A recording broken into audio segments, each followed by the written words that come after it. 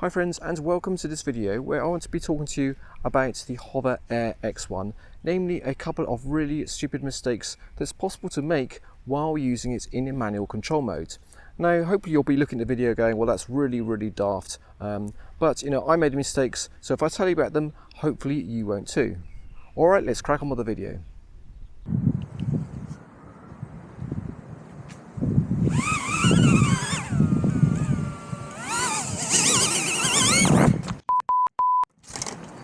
Okay, so the first mistake that I made was forgetting that you need the mobile phone to be really close to the hover when using the manual mode, because it communicates via Bluetooth with the mobile phone, and the Bluetooth only has about 5 meters or so in range. So what happens is I decided to, through some stupidity, leave my mobile phone upstairs in one of the bedrooms or so.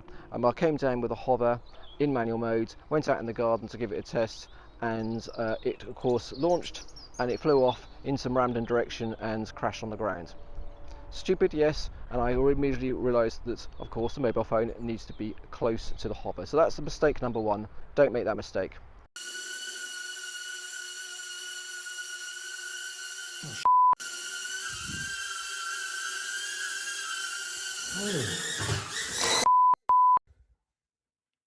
Well, let's move on to the second mistake which I made, was also forgetting that you need to make sure that the Hover Air app is the one in the foreground on your mobile phone, and don't change to another application while the hover is in manual mode.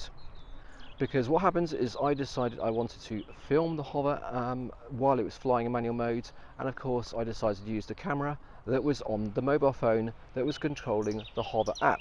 I switched to the camera, and of course after a moment the hover veered off in some random direction and crashed into the wall nearby. So you know, another really stupid mistake. So always make sure that the Hover app is the one that is in the foreground, and don't change to another app. You'll be absolutely fine. You're probably sitting there thinking, oh my goodness, that's a really stupid thing to do. Well, yes, of course it is.